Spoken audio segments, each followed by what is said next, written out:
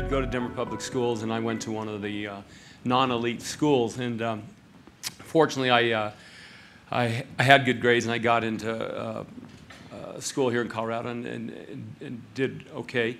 And when I came back to Denver, I had the opportunity to help out the non-elite. It's a true tragedy here in the U.S. that the top 20% of the kids in the country, whether that's financial or academic gifted kids, they're taken care of many times over scholarships.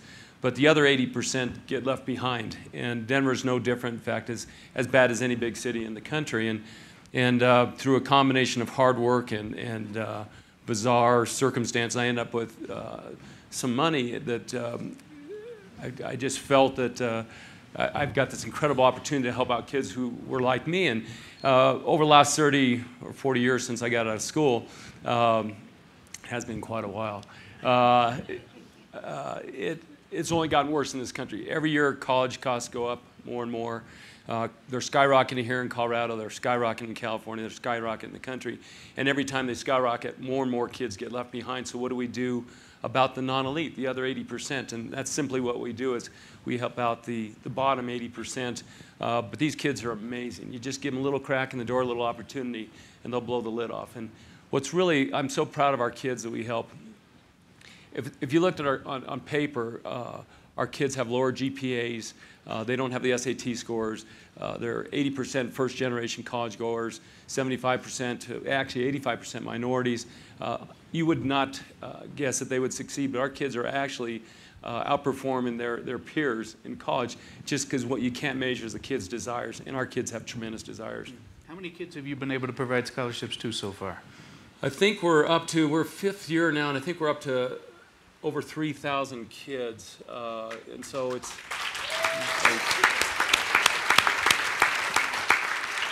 But we want to trying to figure out a way to expand that throughout the state now, and yeah, 3,000 kids is a lot, but there's many more thousands that are getting left behind, and not just Colorado.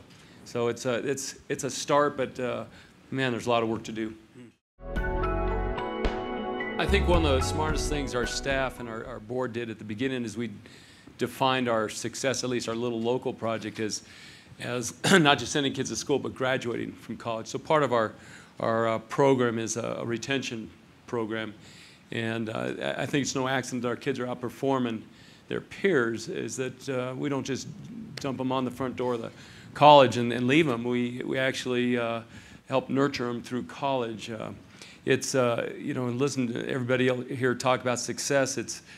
There's a little satisfaction. There is satisfaction helping these few thousand kids go, but then you think about worldwide the problems, and what we're doing is just a tiny drop in the bucket. It's a tiny drop in the bucket, and it's overwhelming when you know, in Africa you probably have a 1 in a 10,000 chance of going to college.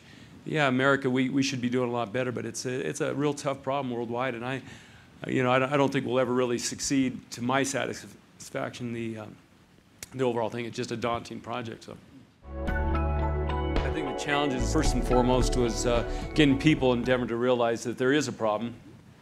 Second of all, is getting people to believe that these kids in the bottom 80% really do want to go to college and could succeed in school.